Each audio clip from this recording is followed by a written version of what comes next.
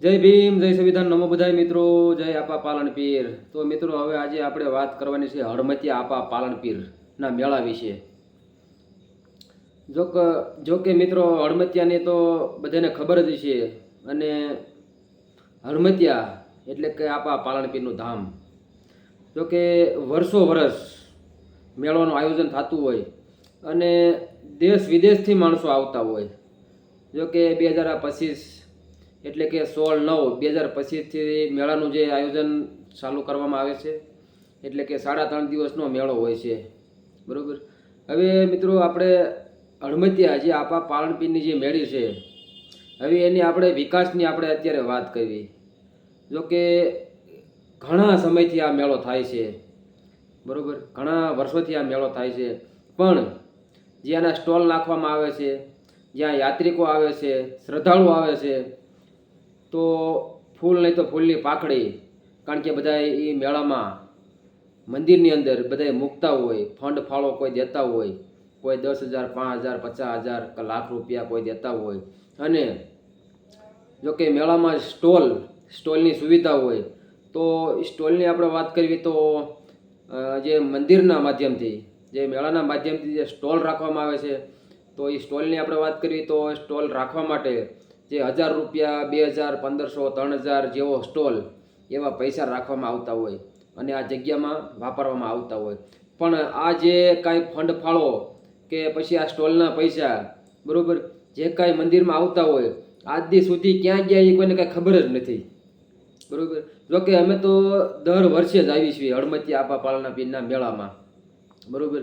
એટલે વિકાસની વાત કરવી તો હાવ શૂન્ય છે, બરાબર, હાવ શૂન્ય છે. એટલે હવે અત્યારે આપણે 16/9/2025ના જે આપા પાલનપીરનો હળમતિયા મેળો થવા જઈ રહ્યો છે, તો અત્યારે હાલ સોશિયલ મીડિયામાં, કારણ કે વિડીયા ખૂબ જ વાયરલ થાય છે. જોકે અત્યારે સરસામાં આપણો મેળો આવી ગયો છે. કારણ કે જે હળમતિયા ગામના જે લોકો, જે વસંતભાઈ સાવડા હાલ અત્યારે 10થી 15 દિવસ ખૂબ જ હળમતિયા જઈ અને મેળામાં આયોજન માટે, તો સ્ટોલ માટે અને વિકાસ માટે જે અત્યારે ખૂબ જ મહેનત કરી રહ્યા છે. એટલે કે ખરેખર વસંતભાઈ સાવડાને પણ બિરદાવવા પડે.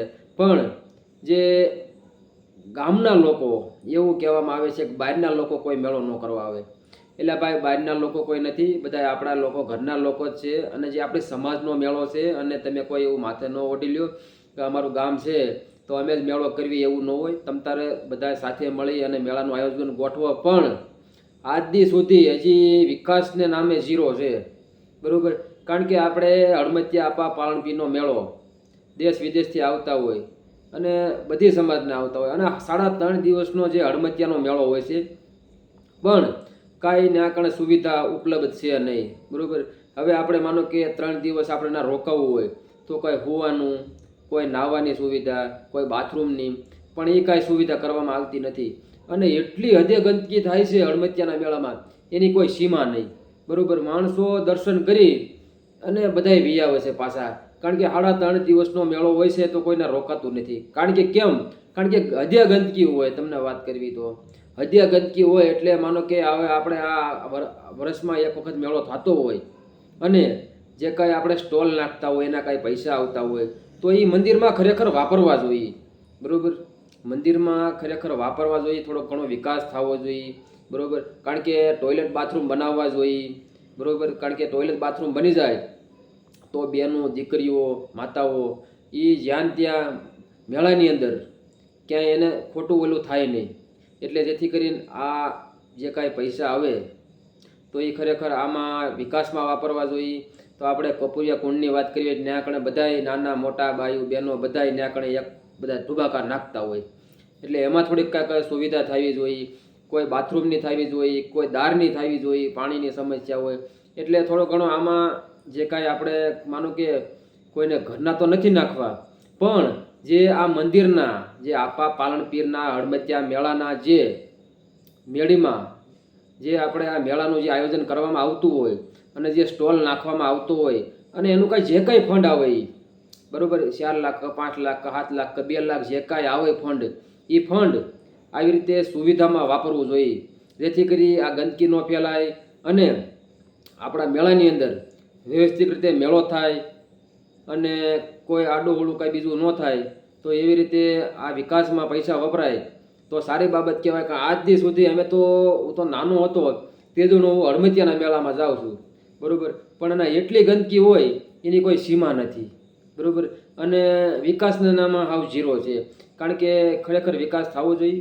એટલે ભાઈ ઝુંબેશ ઉપાડ્યું છે વસંતભાઈ સાવડાએ, એ સારું છે, અમે સમર્થન આપીએ છીએ, સમાજ સમર્થન આપે છે. કારણ કે તમે જે કાંઈ અત્યારે બેડું ઝડપ્યું છે એ બરાબર છે. અને જે સ્ટોલના પૈસા આવે એ ખરેખર વસંતભાઈ તમે જે કહો છો એ બરાબર જ છે. આપણે બાથરૂમ બનાવવા જોઈએ અને ત્યાં કણે બધો વિકાસ થવો જોઈએ. કપૂરિયા કુંડમાં ગમે ના એ જે કાંઈ ફંડ આવે એ એમાં વાપરવા જરૂરી છે. બાકી કોઈને આમાં કોઈમાં વાદ વિવાદમાં કોઈ ઉતરવાની જરૂર નથી. ને ઘણા વર્ષો આમાં વ્યા ગયા હળમતિયાના આપા પાલનપીરના, ને મેં એના કણે વર્ષોથી જ આવી છીએ. હજી સુધી કોઈ જાતની સુવિધા નથી. એટલે મારા વિડીયોના માધ્યમથી તારીખ 16/9/2025નો મેળો થવા જઈ રહ્યો છે. અને બહોળી સંખ્યામાં સમાજના યુવાનો, આગેવાનો અને ભાઈઓ બહેનો બધાએ વધારે ને વધારે આપણા આપા પાલનપીરના મેળામાં બધાએ આવો, સમાજ બધાએ સાથે મળી અને આ મેળાની ઉજવણી કરવી. અને બધે સમાજને મારી એક વિનંતી છે, કારણ કે આ મેળામાં સુલે શાંતિ રાખવી, બાકી બીજા કોઈ ફંદાફંદી ન કરવા. સમાજનો મેળો છે અને ગામ બીજા કોઈ બહારના સાંભળે એવું કોઈ કાંઈ ન કરવું જોઈએ, એટલી મારી ખાસ વિનંતી છે. અને પીએસસીને પણ વિનંતી છે, કારણ કે ઘણા બધાએ પીએસસી પણ કરતા હોય બોલવું. એટલે આ જો કે પોલીસ બંદોબસ્ત ને એવું બધું રાખેલું છે, એટલે એવા લોકોને ખાસ ધ્યાન રાખવું. જો કે મારા વિડીયોમાં આવું બોલાય નહીં, પણ એવા લોકોને ખરેખર ધ્યાન રાખવું. કારણ કે એવું સમાજનો મેળો છે, એટલે જે આપણે ઘરે કરતા હોય એવું ન કરવું જોઈએ. આપા પાલનપીરને બદનામ ન કરવા જોઈએ અને આ સ્કૂલે શાંતિથી અને આનંદથી આ મેળો કરવો જોઈએ. એટલે વિડીયોમાં એટલું જ. મળશું નવા વિડીયોમાં. ત્યાંથી જય હિન્દ, જય ભીમ, જય આપા પાલનપીર.